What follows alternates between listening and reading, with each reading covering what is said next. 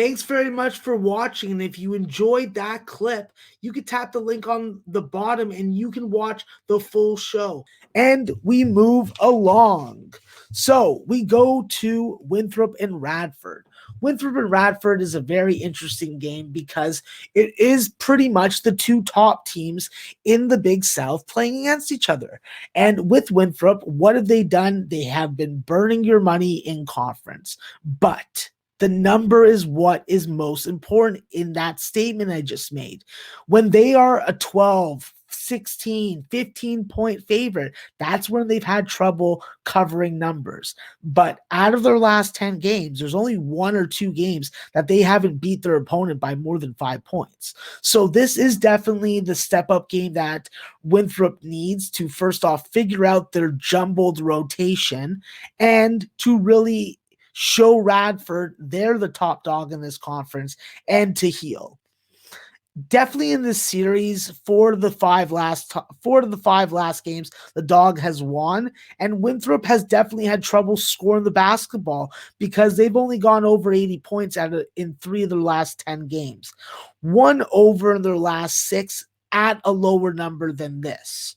So I think that with Winthrop, winning the first half is definitely going to be key, but it is good to be aware that both these teams are capable of coming back. There is going to be some matchup. There are going to be some matchups to watch, and that's specifically going to be the small guards of Radford versus Winthrop and the size that they have at the guard, and specifically the point guard position in Chandler Vaudrin, who stands at 6'7". I think that with Famir Ali, Quentin Morton, Robertson, and Xavier Lipscomb, they're going to need to hit threes and get to the free throw line. They're going to have to crash the offensive glass as a team, and they're going to have to keep their turnovers under 10. If they're able to do that, then they're going to give Winthrop a good fight. But I think that Winthrop has too much experience. They have too much depth. They have to go with their best guys, Chandler Vaudrin, Adonis Arms, Charles Falden, and DJ Burns down low in the middle.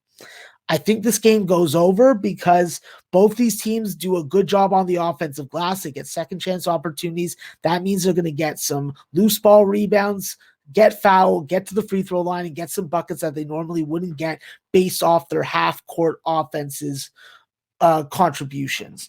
When you look at the fact that both these teams force turnovers and give the ball up, there should be some mistakes that turn into some buckets there.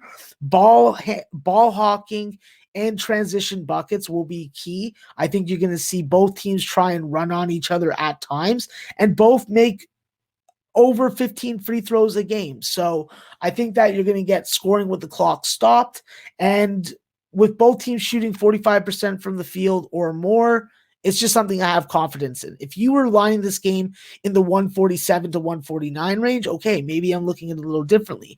But this is a Radford line that would more suit a game against, let's say, UNC Asheville. This is not a game for Winthrop and their pace and style.